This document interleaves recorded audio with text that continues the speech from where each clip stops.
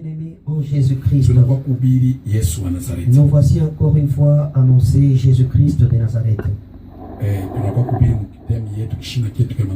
Nous y revenons dans notre thème de ce soir, Inasema Daudi mfano ya Yesu Kristo. intitulé David, type de Jésus-Christ. David alikuwa nani? Qui était David? David wanazomuita mpendwa. David, on l'appelait bien-aimé. Alikuwa mchungaji. Il était qu'un berger. Alikuwa mwimbaji. Il était un chantre. Alikuwa soda wa nguvu. Il était qu'un militaire.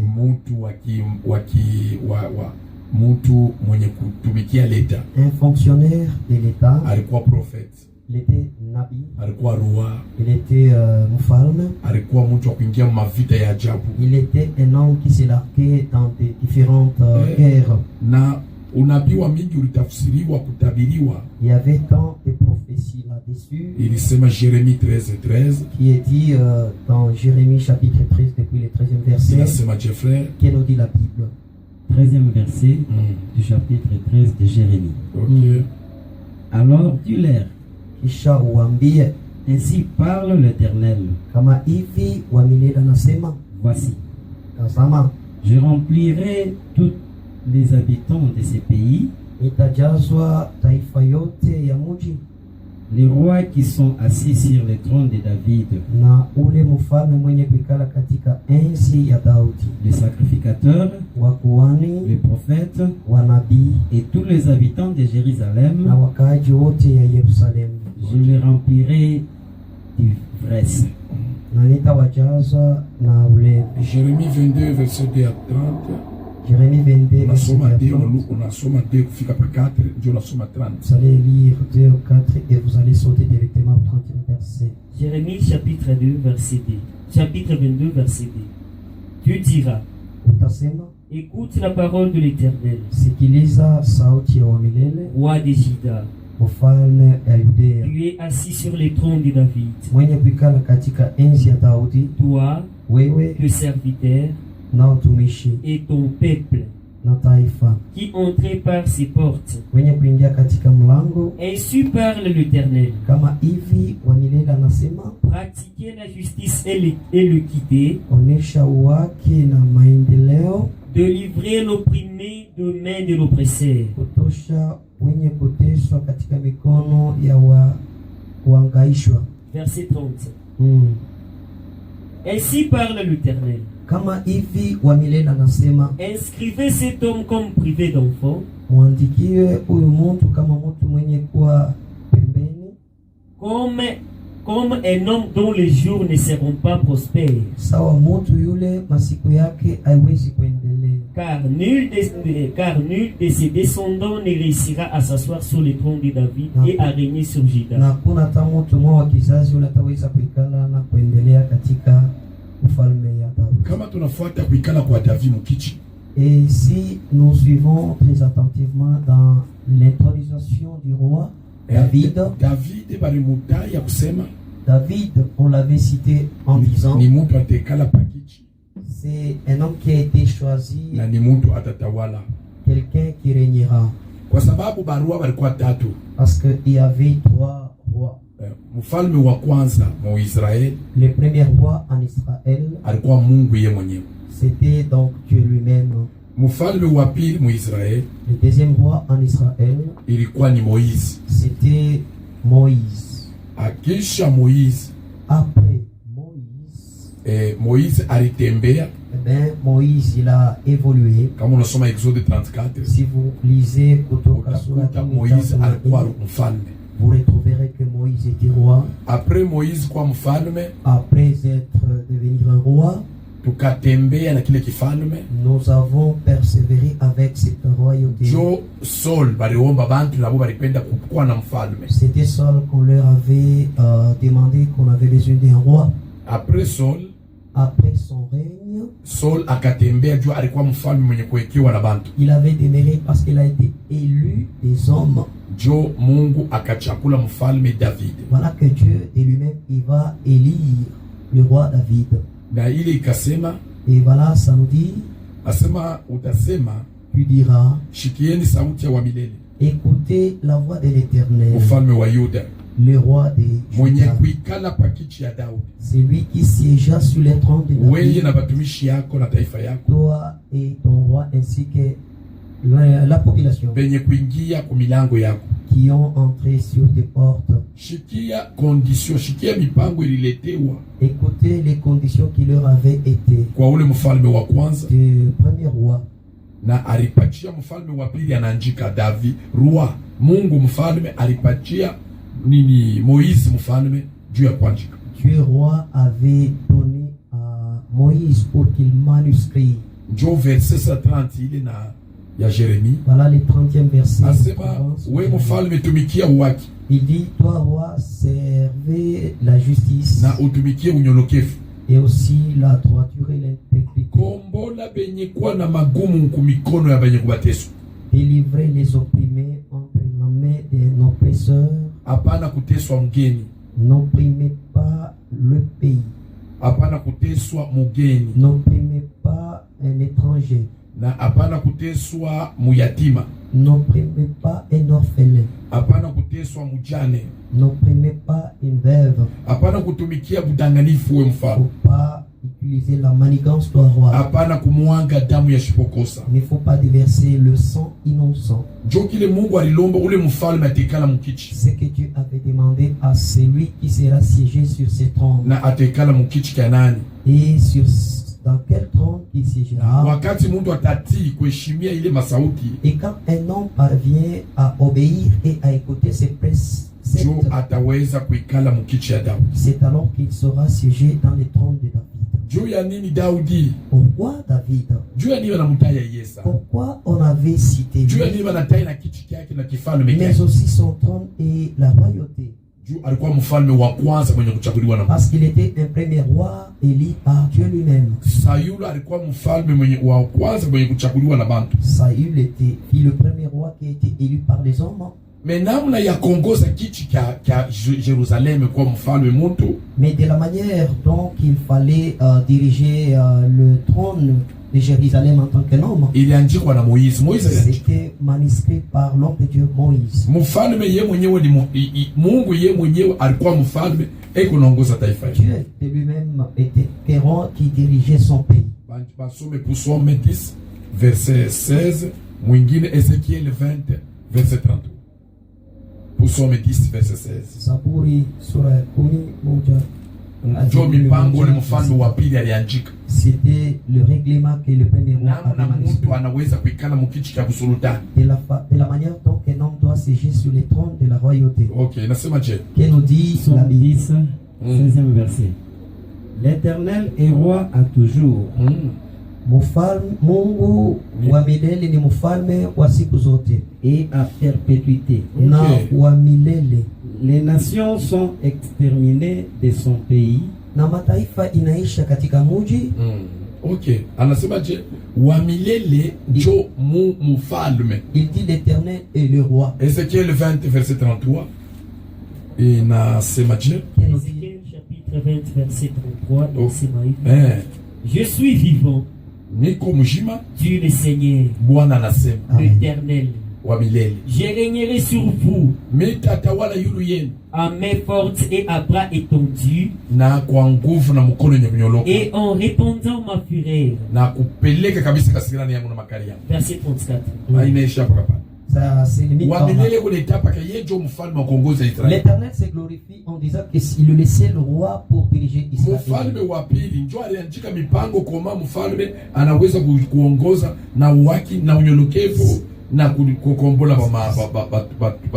C'est le deuxième roi qui avait manuscrit comment est-ce qu'on doit délivrer les opprimés et combien de fois on peut diriger le pays et les habitants. On lise, oui, Moïse était un roi. C'est lui qui avait écrit comment est-ce que le roi qui suivront, ils vont suivre, comment est-ce qu'ils vont diriger. Deutéronome 33, verset 4 à 5. Deutéronome 17, 14 à 20. Deutéronome chapitre 33.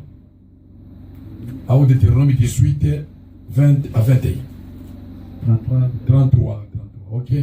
33 verset. Deutéronome 33, 4 à 5. 4 à 5. Moïse nous a donné la loi, Alléluia. Musa alitupatia sheria, Okay. héritage de l'assemblée de Jacob. urithi ya makutano ya Yakobo. Il était roi en Israël. Alikuwa mfalme katika mji wa Israeli. Quand s'assemblaient les chefs du peuple, wakati alikuwa anakusanya wa taifa ya Mungu ba Israeli. Et les tribus d'Israël. Makabila ya Israeli. Okay. Asema nini? Moïse alikuya mfalme. Il dit que Moïse était un roi. Alikuwa mfalme mu Ashura. Il était un roi à Ashura. Ili wakati alikuwa anakusanisha bazee ya Israeli. Lorsque il rassembla les anciens d'Israël. Yeye alikuwa analeta modeli ya vile bafalme batamfuata Kongo, vile bataongoza. C'est lui qui donnait le modèle et c'est là qui suivront après lui. Deutéronome 17:14. Deutéronome chapitre 17 verset 14. Deutéronome 18 20 à 21. Lorsque tu seras entré dans le pays que l'Éternel, ton Dieu, wakati utaingia muile muji wa milele Mungu wako te donne, anakupatia, lorsque tu le posséderas, wakati utaipewa, que tu y auras établi ta demeure, pale utaweka makao yako, et tu diras, na utasema, je veux mettre un roi sur moi, mimi napenda kuweka mfalme yulu yangu, comme toutes les nations qui m'entourent, sawa vile mataifa yote imenizunguka. Okay, itakuwa mrefu. Ça sera un peu long. Je parle de Deutéronome 18 20 à 21. Deutéronome 18 20 à 21. OK. Mais le prophète qui aura l'audace de dire bali banabii batakuwa na udari ya kusema juu ya jina yangu, une parole que je ne lui aurais point commandé de dire, ile misemo sikuwaruhusu baseme, ou qui parlera au nom d'autres dieux, wala kusema juu ya Mungu mwingine, ce prophète-là sera puni de mort. Okay. Bale banabii batapikwa kwa lufu. Mungu alimwambia Moïse, Dieu avait parlé à Moïse. andika namna barua bafalme bataanza kuikala pakichi. Manuscrit de la façon dont les rois commenceront à se succéder. Njo bakaleta David. C'est alors qu'on va amener David. Mais kuko misemo moya, il y a d'autres paroles. iko nasemewa mu Bible.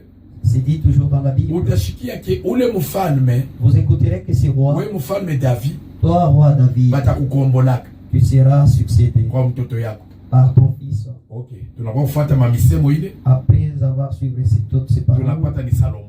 On va comprendre que c'est roi Salomon. Vous écouterez d'autres paroles. Inasema hivi. Ça nous dit ceci. Huyu mtoto ses fils atakukombola, il va te succéder. Mais yeye ataikala kwa milele. Il sera à perpétuité. Je. Comment? Salomon alishakufa. Salomon est déjà mort. Ule mtoto wa pili. Et le deuxième fils, wa kuikala kwa milele, il sera à perpétuité.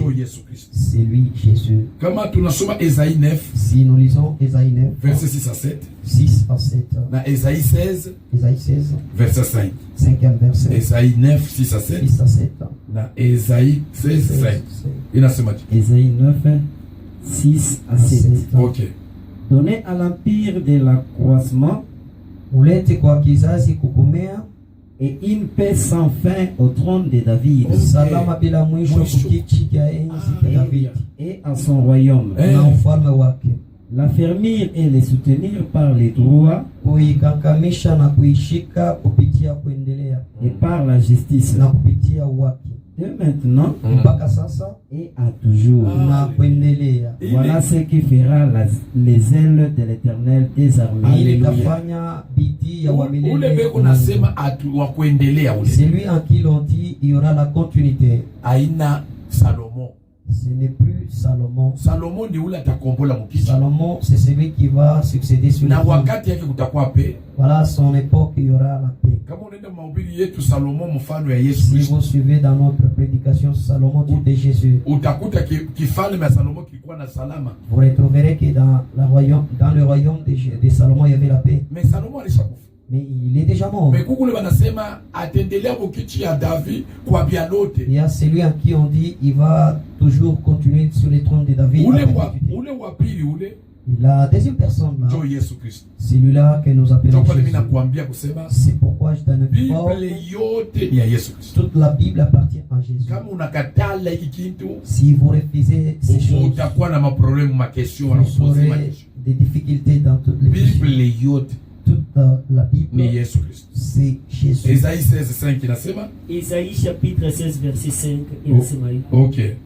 Et le trône s'affermira par la clémence. Na ile enzi itakankamishwa kwa kuendelea na wake.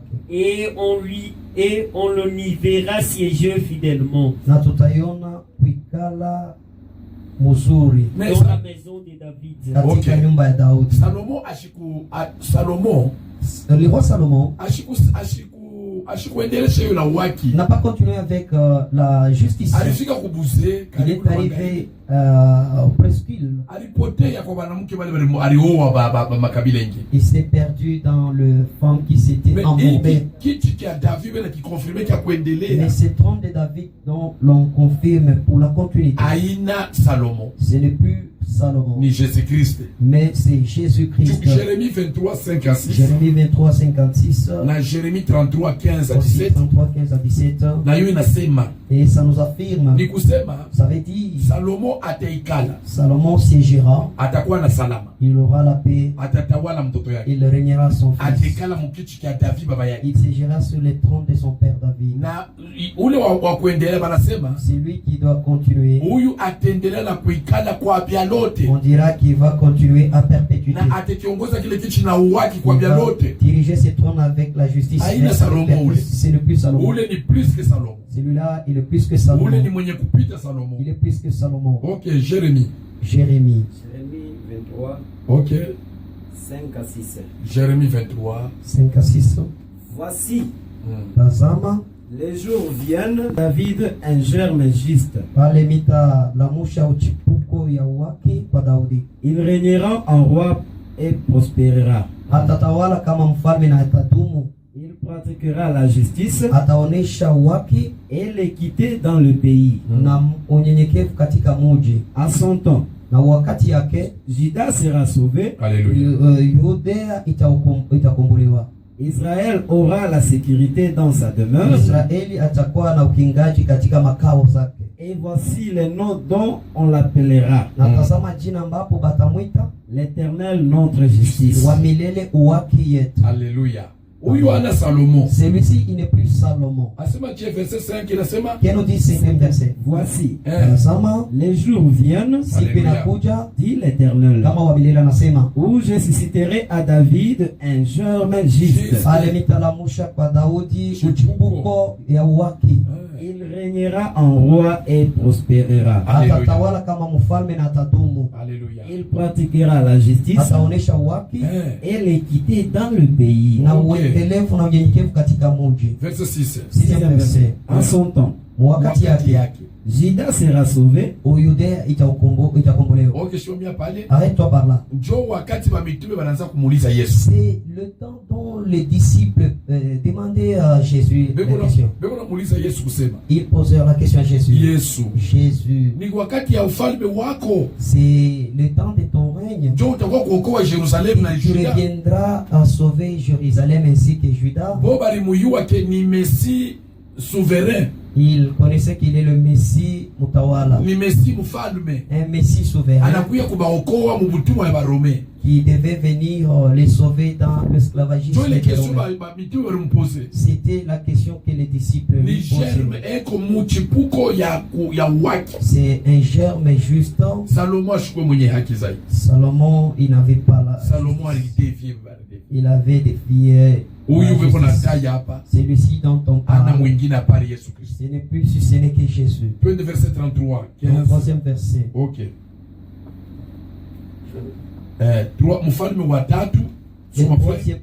troisième roi. Jérémie 33, 15 à 17. Jérémie chapitre 33, verset 15 à 17. Le troisième roi était élu par les hommes, celui de Saül. David, il a été élu de Dieu. Si vous lisez Samuel wa kwanza sura 11 na 6 verset 1 à 7 hadi 11 na 7 na Deutéronome 17 verset 15. Mkumbura Toratu. OK, frère, Jérémie 33. Jérémie chapitre 33 verset 15. En ces jours-là et en ces temps-là, je ferai éclore à David un germe de justice. Il pratiquera la justice et l'équité dans le pays. En ces jours-là, Judas sera sauvé. Parce que nous n'avons pas le temps. À partir de nous devons comparer Jésus na David. Aussi David. Je t'en informe en disant Jésus-Christ ni mfalme wa bafalme. Il est le roi des rois. David ni mfalme. David, certes, à partir ya David, à partir du roi David, voilà, la généalogie de David va commencer à succéder les royauté. Si nous disons que celui-là c'est le chef du groupement, c'est là qui vont le succéder sur ce trône, ils seront de sa descendance. C'est de la façon que c'était. Alors il y avait des pans. Il y avait le groupe de Juda. À partir de après l'ouflois Salomon, le royaume est divisé déjà. Après la mort de Salomon, le royaume s'est divisé en deux. Kizazi kia Yuda kilibeba Israël, kizazi kia Yuda kilibeba Jérusalem. La descendance de Juda avait pris Israël. Na kizazi kia nini kia kile kingine kia Rehoboam kilibeba Samarie na kinabeba Israël. Et la descendance de Jéroboam avait pris Samarie. La façon de leur prestation, il s'est succédé selon le sang. Nous pouvons dire qu'il y avait la royauté spirituelle. Ils craignaient Dieu d'après leur coutume de David. Si vous les suivez attentivement, tous ils disent c'est lui qui est remplacé. Pourquoi le nom de David avait régné? Parce qu'il fut le premier roi qui était élu par Dieu. Jérémie 29 verset 15. Jérémie chapitre 29 depuis le 15e verset. Na Jérémie 36 verset 30. Jérémie 36 jusqu'à 31 verset. Ok. 29 16. Ok. Ainsi parle l'Éternel sur le roi qui occupe le trône de David. Kama wa milele Mungu anasema kubali bafalme bataikala pabichi ya Daudi. Sur tout le peuple qui habite cette ville, kubali bakaaji belikala mwile muji, sur vos frères kupitia bandugu yenu qui ne sont point allés avec vous en captivité. Bala bakwende pamoja nao katika utumwa. 17e verset. Isha pale tu. Juu ya wakati. Pour le temps seulement. Nikusema hivi. Ça veut dire ceci. Kupitia misemo ya Mungu wa majeshi, à travers les paroles de Dieu, kubafalme bale bote banatawala kiti cha David, pour tous les rois qui régnera sur le trône de David. Juu ya nini David? Pourquoi David? David alikuwa mfalme. David, certes, il fut un roi. Na kutaifa yote aikwendake mubutumwa. Dans toute la nation qui n'ont pas allé à la déportation. Okay. Jérémie 36 verset 30. Jérémie chapitre 36 verset 30. Ok. C'est pourquoi ainsi parle l'Éternel sur Joachim, roi de Juda. Aucun de siens ne sera assis sur le trône de David, et son cadavre sera exposé à la chaleur pendant les jours.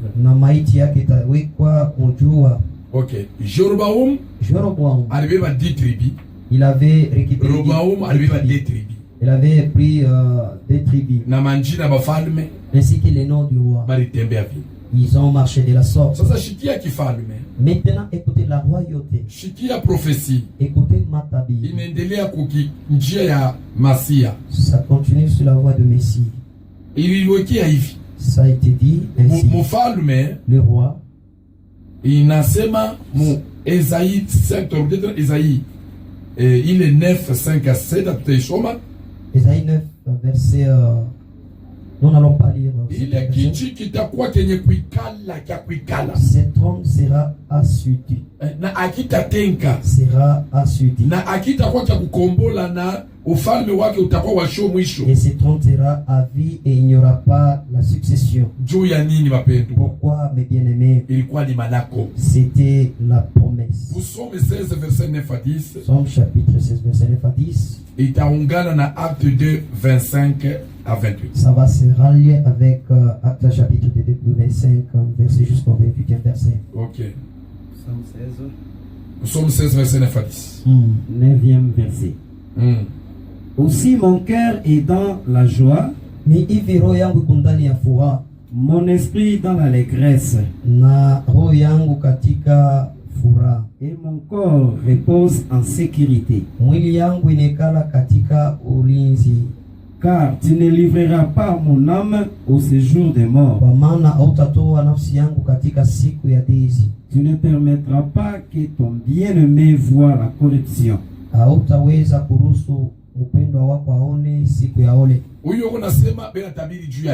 On est là en train de prophétiser sur David. Mais ce n'est plus David, c'est lui qui est plus que David. Il y a des choses dévolées. Il dit mon cœur c'est mis dans la joie. Mon esprit entre saillit dans l'allégresse. Son cœur à lui, ça veut dire c'est la chair. Et son esprit, c'est là aussi. Comprenez Acte 2, 25e verset. Acte chapitre 2, verset 25. Car David dit de lui, je voyais constamment le Seigneur devant moi, parce qu'il est à ma droite, afin que je ne sois point ébranlé. Ok. Verset combien il est? Verset 25. Continue. Aussi mon cœur est dans la joie, et ma langue dans l'allégresse. Ok. Et même ma chair reposera avec espérance. Verset 25. Car tu n'abandonneras pas mon âme dans les séjours des morts. Alléluia.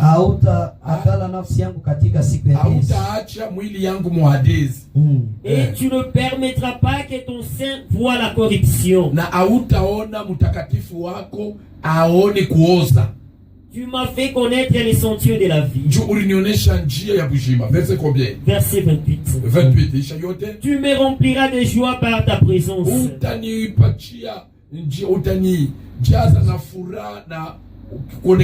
Amen. 32. Verset 32. Ok. C'est ce Jésus que Dieu a ressuscité. Ok, Verset 29. Ok. Homme frère, Banduku, qu'il me soit permis de vous dire librement au sujet du patriarche de David qu'il est mort, qu'il a été enseveli et que son sépulcre existe encore aujourd'hui parmi nous. Comme il était prophète et qu'il savait que Dieu lui avait promis avec serment de faire asseoir un de ses descendants sur son trône,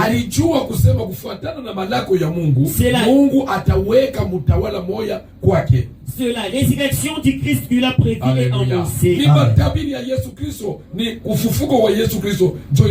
En disant qu'il ne sera pas abandonné dans les séjours des morts.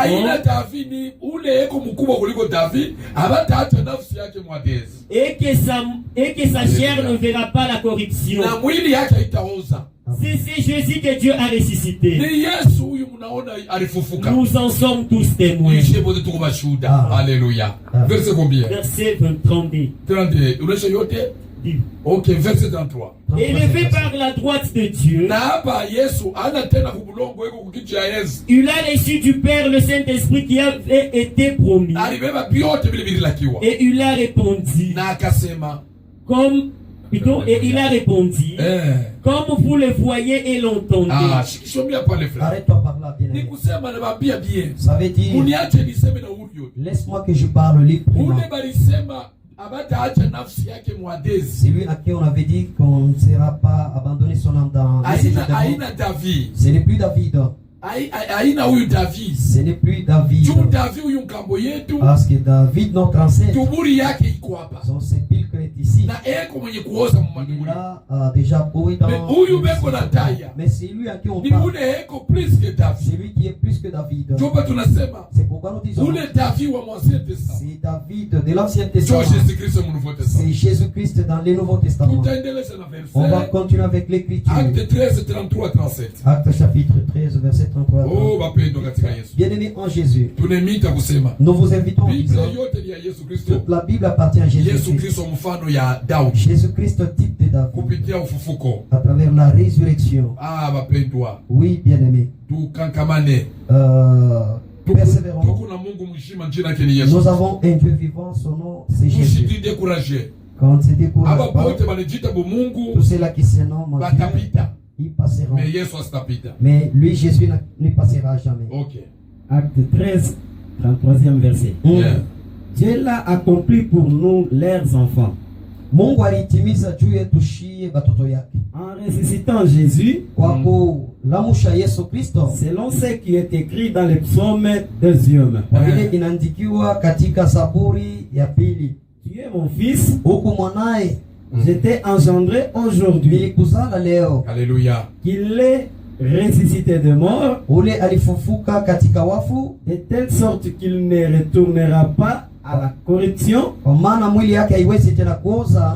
C'est ce qu'il a déclaré. Ni ile alitangaza en disant, kwa kusema, je vous donnerai la grâce nawapatia neema takatifu promise à David, yenye kulakiwa kwa Daudi, ces grâces qui sont assurées, na ile neema yenye kuhakikisha. C'est pourquoi il est dit, sio kwa maana inasemewa 35e verset. 35e. C'est pourquoi il est dit encore, sio kwa maana inasemewa mara tena, tu ne permettras pas que ton sein voie la corruption. Hautaruhusu mtakatifu wako mwili yake wote. Or David, lakini Daudi, après avoir en son temps, kisha wakati yake, servi au dessein de Dieu, kwa kutumikia Mungu, est mort, alikufa, a été réuni, aliwekwa pamoja kwa baba yake, et a vu la corruption, na mwili yake ilioza.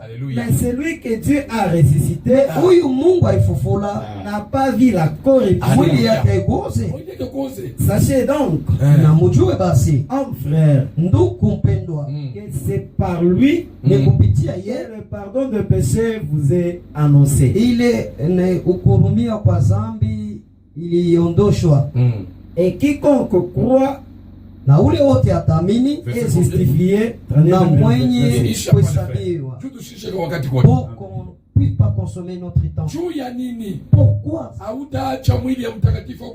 abandonner le corps de son Seigneur? Toutes ces paroles.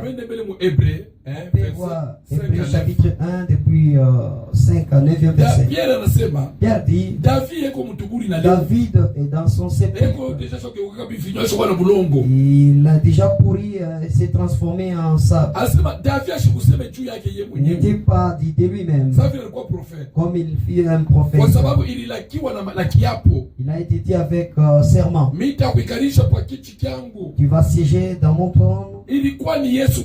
C'était Jésus-Christ pour la résurrection. Pour ce qui concerne David, son sépulcre